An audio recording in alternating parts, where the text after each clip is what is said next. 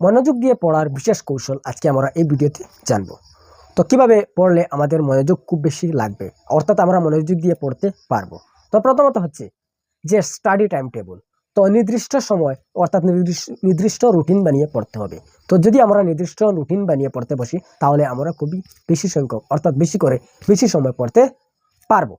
তো টাইম টেবিলটি সেট করতে হবে আমাদের পড়ায় মনোযোগ দিতে হলে, এবং প্রতিনিয়ত যে সময় যে সাবজেক্টটি আমাদের ভালো লাগে, এটি খুবই গুরুত্বপূর্ণ। যেই সময় যে সাবজেক্টটি যে বিষয়টি পড়তে আমাদের ভালো লাগে এটি খুঁজে বের করতে হবে।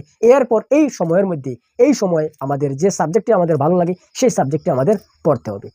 তো দ্বিতীয়ত হচ্ছে এটি, এবং লাস্ট হচ্ছে যে থার্ড হচ্ছে যে স্টে হেলদি, অর্থাৎ আমাদের হেলদি থাকতে হবে, শারীরিক সুস্থতা বজায় রাখতে হবে। যদি আমাদের শরীর যদি সুস্থ না থাকে, অর্থাৎ ছাত্রছাত্রীদের যদি তোমাদের যদি শরীর যদি সুস্থ না থাকে তাহলে তোমরা পড়তে পারবে না মনোযোগ দিয়ে। তো তখনই যে পুষ্টিকর খাদ্য গ্রহণ করতে হবে, তো হেলদি থাকতে হবে। যদি পড়তে বসার পর যদি শরীরের মধ্যে অসুবিধা হয় তাহলে ভালো করে পড়তে পারবে না।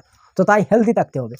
তো এবং সেট এ ক্লিয়ার গোল, অর্থাৎ যে গোল তৈরি করতে হবে। তো প্রতিটি স্টুডেন্ট আমার খুবই গুরুত্বপূর্ণ, আমি বিশেষভাবে অনুরোধ করব যে প্রতিজন ছাত্রছাত্রীরা তোমাদের ভবিষ্যতের জন্য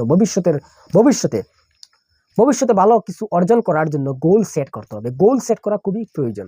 তো আমাদের জীবনে গোল সেট করা অত্যন্ত প্রয়োজন।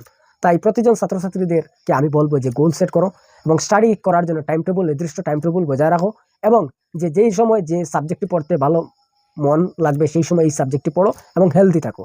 যদি এইভাবে যদি পড়ে থাকো তাহলে পড়ায় মনোযোগ আসবে এবং পড়তে পারবে।